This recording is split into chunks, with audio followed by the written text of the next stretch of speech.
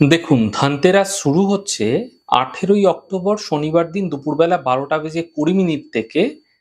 ধনতেরাস চলবে পরবর্তী দিন অর্থাৎ 19শে অক্টোবর রবিবার দিন দুপুরবেলা 1:53 পর্যন্ত।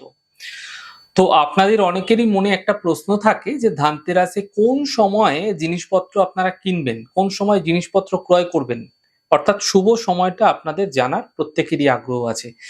আমি প্রত্যেকটি ভিডিওতে তো বলেইছি, কিন্তু আমি ভিডিওতে আরো বিশেষভাবে বলবো। দেখুন, ধনতেরাস চলাকালীন কেনাকাটার জন্য কোনো বিশেষ উপাচার করার জন্য সব থেকে বিশেষ শুভ সময় থাকে বৃষ লগ্ন।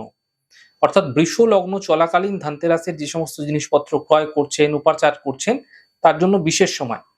তো এই বৃষ লগ্ন শনিবার দিন অর্থাৎ 18ই অক্টোবর সন্ধ্যাকালে 6:43 থেকে 8:42 পর্যন্ত চলবে। তবে জেনে রাখুন, যেহেতু এবার শনিবার সন্ধ্যাকালে বৃষলগ্ন পড়েছে, সেই সময়কালে চৌঘড়িয়াতে উদ্বেগের সময়কালও কিন্তু থাকছে। তাই এই উদ্বেগ সময়কাল 8:15 পর্যন্ত থাকবে। তাই আমি আমার প্রত্যেকটি ভিডিওতে আপনাদের উদ্দেশ্যে কেনাকাটার ক্ষেত্রে, কোনো উপাচারের ক্ষেত্রে সব থেকে শুভ সময় বলেছি রাত্রেবেলা 8:15 থেকে 8:42 পর্যন্ত। অর্থাৎ 8:15 পর্যন্ত সময়কালকে অতিক্রম করার পর থেকে 8:42 পর্যন্ত যে বিষলগ্নের সময়কাল পাওয়া যাবে, অর্থাৎ এই সময়কাল অত্যন্ত বিশেষ গুরুত্বপূর্ণ আপনাদের ক্ষেত্রে। সময় খুব সীমিত, সময় খুব কম। এই সময়ের মধ্যে আপনারা যে সমস্ত প্রক্রিয়াগুলি করবেন, যে সমস্ত কেনাকাটাগুলি করবেন, এই সময়ের মধ্যে করবেন, ফায়দা মিলবে। দেখুন, এই সময়কাল ব্যতীত যদি আপনারা অন্য কোনো সময়কালে কোনো জিনিস ক্রয় করছেন, কোনো উপাচার করছেন, তার বিশেষ কোনো ফল আপনারা দেখতে পাবেন না।